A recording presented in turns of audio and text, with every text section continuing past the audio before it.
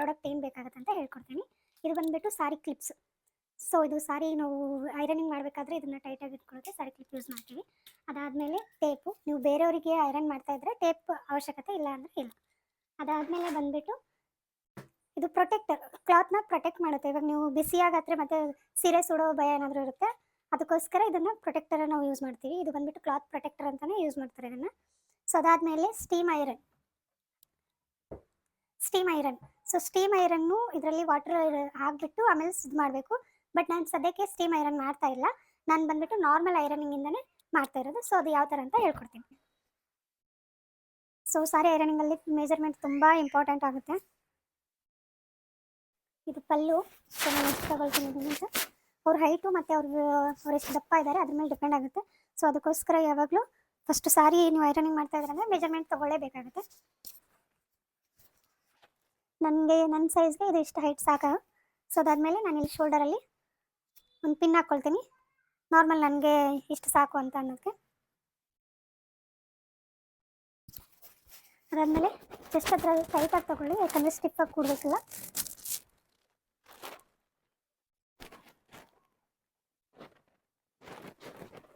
ಅದಾದಮೇಲೆ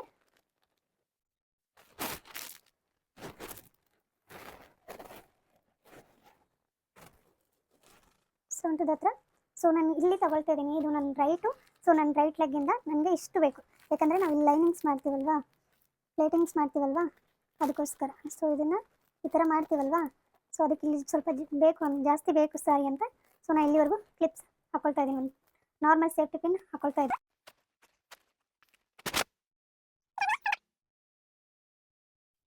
ಆಗುತ್ತೆ, ನಾವು ಆಲ್ರೆಡಿ ಇಲ್ಲೊಂದು ಪಿನ್ ಹಾಕಿದ್ದೀನಿ. ಸೊ ಇಲ್ಲಿಂದ ಇಲ್ಲಿ ಹಾಕಿದ್ವಲ್ಲ ನಾವು ಪಿನ್ನು, ಆ ಪಿನ್ನಿಂದ ಈ ಪಿನ್ವರೆಗೂ ಪ್ಲೇಟಿಂಗ್ಸ್ ಮಾಡ್ಕೋಬೇಕು ನಾವು, ಈ ಪಿನ್ವರೆಗೂ. ಓಕೆನಾ? ನಾರ್ಮಲ್ ಪ್ಲೇಟಿಂಗ್ಸ್ ಯಾವ ಥರ ಮಾಡ್ಕೊಳ್ತೀವಿ ಅದೇ ಥರ ಪ್ಲೇಟಿಂಗ್ಸ್ ಮಾಡ್ಕೊಳ್ಳೋದು.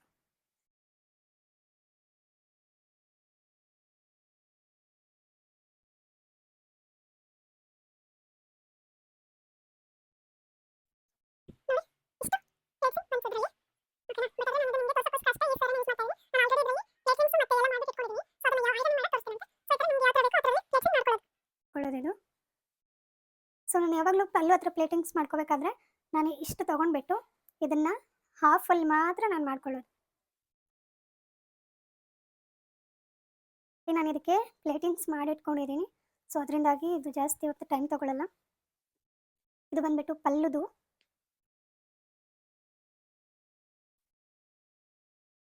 ಜಸ್ಟ್ ಇದನ್ನು ನಾನು ಕೆಳಗೆ ಹಾಕ್ತಾ ಇದ್ದೀನಿ. ಫಸ್ಟ್ ನಾನು ಪಲ್ಲುನ ಎಲ್ಲ ಕರೆಕ್ಟಾಗಿ ಬಿಟ್ಟು ಐರನ್ ಮಾಡ್ಕೊಳ್ತೀನಿ. ಸೊ ಕ್ಲಿಪ್ ಯೂಸ್ ಮಾಡ್ತಾ ಇದ್ದೀನಿ ಸ್ಟಿಫಾಗಿ ಕುತ್ಕೊಳ್ಳೋಕ್ಕೆ.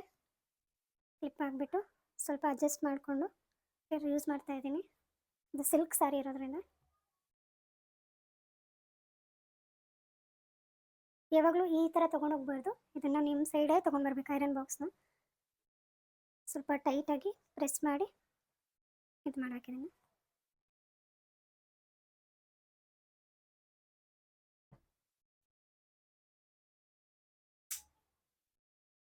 ನೋಡಿ ಕುತ್ಕೊಳ್ಳೋದು. ಸೊ ಈ ಥರ ಬರುತ್ತೆ. ಎಲ್ಲಿವರೆಗೂ ಐರನ್ ಮಾಡಿದ್ದೀರೋ ಅದನ್ನು ಕೆಳಗಡೆ ಹಾಕಿ ಮತ್ತೆ ಕ್ಲಿಪ್ ಹಾಕ್ತಾ ಇದ್ದೀನಿ. ಮತ್ತೆ ಒಂಚೂರು ಅಡ್ಜಸ್ಟ್ ಮಾಡ್ಕೊಳ್ಳಿ. ಅಡ್ಜಸ್ಟ್ ಆಯಿತಾ? ನೀವು ಫಸ್ಟ್ ಸ್ಟಾರ್ಟಿಂಗ್ ಮಾಡೋದ್ರಿಂದ ಸೊ ನೀವು ಪ್ರೊಟೆಕ್ಟರ್ ಯೂಸ್ ಮಾಡಿದ್ರೆ ಬೆಸ್ಟು.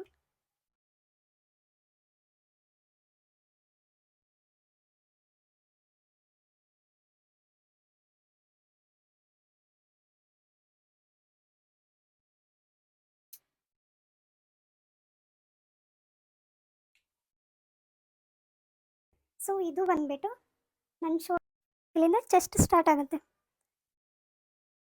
ಸೊ ಇದು ಇಲ್ಲಿಂದ ಪ್ಲೇಟ್ಸಿಗೆ ಬರೋದು ಯಾವ ಥರ ಅಂತ ಮಾಡೋಣ ಇವಾಗ.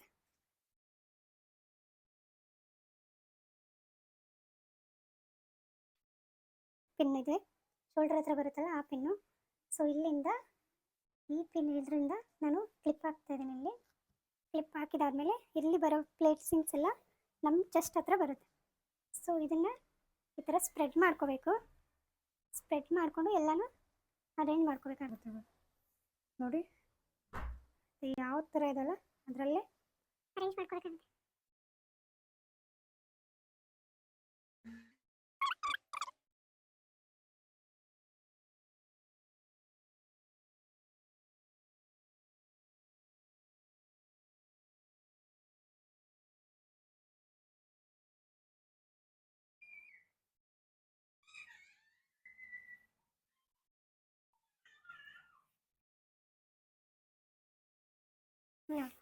ಈ ಥರ ಇದನ್ನು ಅಡ್ಜಸ್ಟ್ ಮಾಡ್ಕೋಬೇಕು. ನೀವು ಇದನ್ನು ಸ್ಪ್ರೆಡ್ ಮಾಡಿ ಅಡ್ಜಸ್ಟ್ ಮಾಡ್ಕೋಬೇಕು. ಇದು ಬಂದುಬಿಟ್ಟು ನಮ್ಮ ಚೆಸ್ಟ್ ಹತ್ರ ಬರುತ್ತೆ ಈ ಪ್ಲೇಟ್ಸಿಂಗ್ಸ್.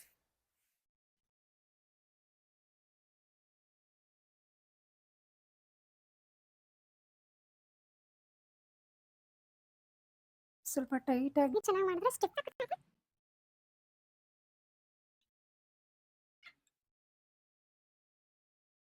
ಕ್ಲಿಪ್ಸ್ ತೆಗೆದುಬಿಟ್ಟು ಇದು ಎಲ್ಲಿವರೆಗೂ ನೀವು ಐರನಿಂಗ್ ಮಾಡಿದಿರಲ್ಲ ಅಲ್ಲಿವರೆಗೂ ಇದನ್ನು ಎತ್ತಿಬಿಟ್ಟು ಈ ಥರ ಎತ್ತಿಬಿಟ್ಟು ಆ ಕಡೆ ಹಾಕ್ಬಿಡೋದು. ಅದನ್ನು ಹಾಕ್ಬಿಟ್ಟು ಇವಾಗ ಉಳಿದಿರೋ ಪಾರ್ಟ್ ಏನು ಮಾಡಬೇಕಂದ್ರೆ ಮತ್ತೆ ಸ್ಪ್ರೆಡ್ ಮಾಡ್ಕೊಳ್ಳಿ. ಅದನ್ನು ಕರೆಕ್ಟಾಗಿ ಮತ್ತೆ ಪ್ಲೇಟ್ಸಿಂಗ್ ಅರೇಂಜ್ ಮಾಡ್ಕೋಬೇಕು. ಎಷ್ಟು ಪ್ಲೇಟ್ಸಿಂಗ್ಸ್ ಇದ್ವಲ್ಲ ಅದೆಲ್ಲ ಅರೇಂಜ್ ಮಾಡ್ಕೋಬೇಕು. ಆದರೆ ಇದು ಮಾತ್ರ ಸ್ವಲ್ಪ ದೂರ ದೂರ ಬರುತ್ತೆ. ಆ ಪ್ಲೇಟಿಂಗ್ಸ್ ಎಲ್ಲ ಕರೆಕ್ಟಾಗಿ ಹತ್ತಿರ ಬಂದು ಇದೆಲ್ಲ ದೂರ ಬರುತ್ತೆ. ಯಾಕಂದರೆ ಇದು ಬ್ಯಾಕ್ ಸೈಡ್ ಬರೋದು, ನಮ್ಮ ಬ್ಯಾಕ್ ಸೈಡ್ ಬರೋದು ಇದು.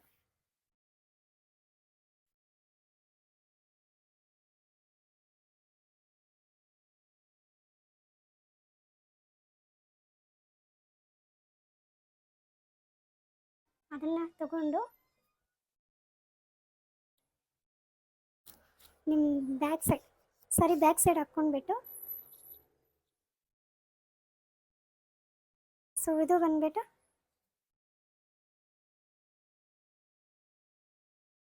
ಪ್ಲೇಟಿಂಗ್ಸ್ ನೇಲ್ಗೈದು. ಸೊ ನಾನು ಆಲ್ರೆಡಿ ಅರೇಂಜ್ ಮಾಡ್ಕೊಂಡಿದ್ದೀನಿ. ಅರೇಂಜ್ ಮಾಡಿಕೊಂಡು ಕ್ಲಿಪ್ಸ್ ಹಾಕ್ಕೊಂಡಿದ್ದೀನಿ. ಸೊ ಇದನ್ನು ನೀವು ಯಾವ ಥರ ಅರೇಂಜ್ ಮಾಡ್ಕೋಬೇಕಂದ್ರೆ ಒಂಚೂರು ಸ್ವಲ್ಪ ಪ್ಲೇಸ್ ಇದು ಮಾಡಿಬಿಟ್ಟು ಅಡ್ಜಸ್ಟ್ ಮಾಡಿ ಇದನ್ನು ಹಾಕ್ಕೋಬೇಕಾಗುತ್ತೆ. ಯಾಕಂದರೆ ಇವಾಗೆಲ್ಲ ಟ್ರೆಂಡ್ ಇದೆ ಆಗಿಬಿಟ್ಟಿದೆ. ಅವಾಗ ಮೊದಲೆಲ್ಲ ಏನು ಮಾಡ್ತಾಯಿದ್ರು, ಫುಲ್ ಎಲ್ಲ ಕವರ್ ಮಾಡ್ತಾಯಿದ್ರು. ಬಟ್ ಇವಾಗೆಲ್ಲ ಏನು ಮಾಡ್ತಾರೆ ಅಂದರೆ ಒಂಚೂರು ಪ್ಲೇಸ್ ಬಿಟ್ಟು ಅಡ್ಜಸ್ಟ್ ಮಾಡಿಬಿಟ್ಟು ಹಾಕ್ಕೊಳ್ತಾರೆ ಇದನ್ನು. ಸೊ ನಾನು ಅದೇ ಥರ ಪಿನ್ ಮಾಡ್ಕೊಂಡಿದ್ದೀನಿ, ಇಲ್ಲಿ ಪಿನ್ ಹಾಕಿದ್ದೀನಿ.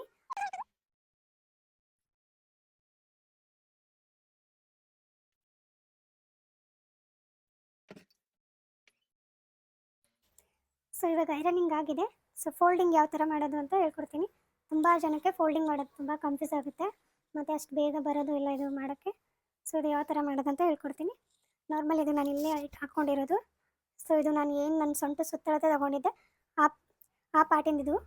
ಸೊ ಅದಾದಮೇಲೆ ಇವಾಗ ನಾನೇನು ಪ್ಲೇಟಿಂಗ್ಸ್ ಮಾಡ್ಕೊಂಡಿದ್ದೆಲ್ಲ ಅದು ಇದು. ಸೊ ಇದನ್ನು ನಾನೇನು ಮಾಡ್ತೀನಿ ಅಂದರೆ ಇದನ್ನು ಇದೇ ಥರ ಇಟ್ಕೊಂಡ್ಬಿಟ್ಟು ಇದನ್ನು ರಿವರ್ಸ್ ಹಾಕ್ಕೊಳ್ತೀನಿ. ಈಗ ನೀವು ಉಲ್ಟಾ ಹಾಕ್ಕೊಂಡಿದ್ದಾದ್ಮೇಲೆ ಇದೇನಿದೆಲ್ಲ ಇದನ್ನು ಆ ಕಡೆ ಬಿಟ್ಬಿಡ್ಬೇಕು. ಎಷ್ಟಿದೆ ಅಷ್ಟು ಫುಲ್ ಅದನ್ನು ಆ ಕಡೆ ಬಿಟ್ಬಿಡ್ಬೇಕು. ಅದಾದಮೇಲೆ ಮತ್ತೆ ಅದನ್ನು ತಗೊಂಡು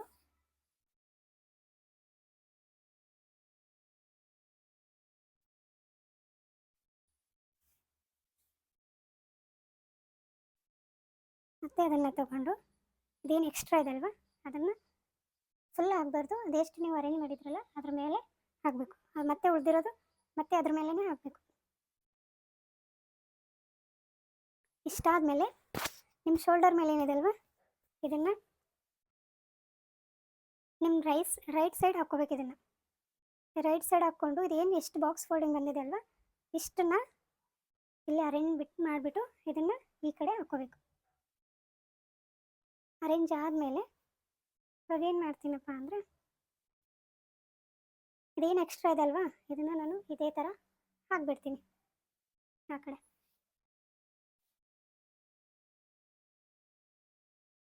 ಜಾಸ್ತಿ ನಿಮ್ಮ ರೈಟ್ ಸೈಡೇ ತೊಗೋಬೇಕು, ಇದನ್ನು ಲೆಫ್ಟ್ ಸೈಡ್ ತೊಗೋಬೇಡಿ.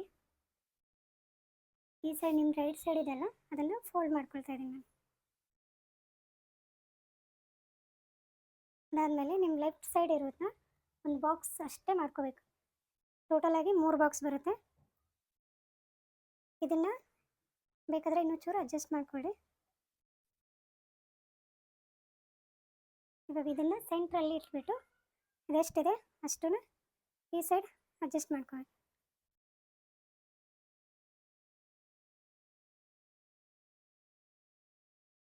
ಎಕ್ಸ್ಟ್ರಾ ಇರೋದನ್ನ ಈ ಥರ ಎತ್ಕೊಂಡು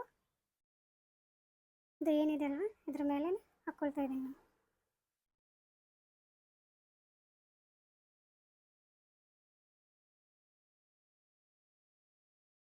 ಬಾಕ್ಸ್ ಫೋಲ್ಡಿಂಗ್ ರೆಡಿ ಆಯಿತು. ಇಷ್ಟೇ ಸ್ಯಾರಿ ಫೋಲ್ಡ್ ಮಾಡೋದು.